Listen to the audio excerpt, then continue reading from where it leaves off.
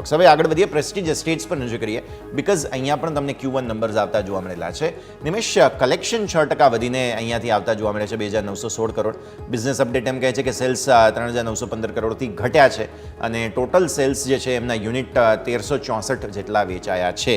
અત્યારે ફિલહાલ તમે પ્રેસ્ટીજ એસ્ટેટ્સ પર નજર કરો, સ્ટોક તો એક વખત તમને જોવા મળશે રિયલ એસ્ટેટ સ્ટોક્સમાં જે વેચવાલી છે તેમાં પ્રેસ્ટીજમાં પણ થોડું અસર, 0.5% સ્ટોક નીચે. આજના લો 1751થી રિકવર થઈ ગયો છે સ્ટોક, 1770 સુધીની રેન્જ બની છે. જે બિઝનેસ અપડેટ, બાકી બધી સ્થિતિઓ છે, કઈ રીતે આને જોવાનું રહેશે. પ્રેસ્ટીજ એસ્ટેટ્સ.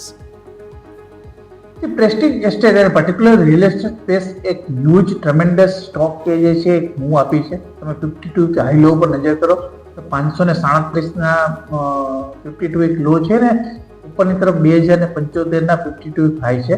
એટલે ઘણા બધા પોઝિટિવ ન્યૂઝ, જે કંઈ પણ કલેક્શનની અંદર 6%નો વધારો દેખાઈ રહ્યો છે, ઓલરેડી ફેક્ટરિંગ છે આ રિઝલ્ટની અંદર. વેલ્યુએશન એક્સપેન્સિવ છે. તમે અત્યારે પણ જુઓ તો સ્ટોક અરાઉન્ડ 52ના પ્રાઇસ ટુ અર્નિંગ રેશિયો ઉપર ટ્રેડ થઈ રહ્યો છે અને આ લેવલ ઉપર અને ગ્રોથ જે છે તમે જુઓ તો એ રિઝનેબલી વેલ્યુએશન કરતાં ગ્રોથ થોડો ઓછો દેખાઈ રહ્યો છે. મારું માનવું છે કે પ્રેસ્ટીજ એસ્ટેટ થોડો એક્સપેન્સિવ સ્ટોક છે.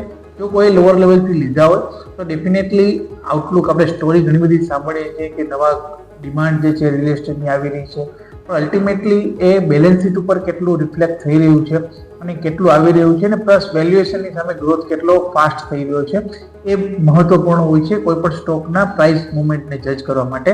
અને એ કન્ડિશનની અંદર વેલ્યુએશનની કમ્પેરમાં ગ્રોથ ઓછો છે. મારું માનવું છે કે અહીંથી આપણે થોડું પ્રાઇસ કરેક્શન અથવા ટાઈમ કરેક્શન જોવા મળી શકે છે. એટલે પ્રેસ્ટીજ એસ્ટેટની અંદર મારો અત્યારે ક્લિયર વ્યૂ છે, ફ્રેશ બાઇંગ ના કરવું જોઈએ. જો કોઈ લોઅર લેવલથી લીધા હોય એક વખત પ્રોફિટ બુક કરવું જોઈએ.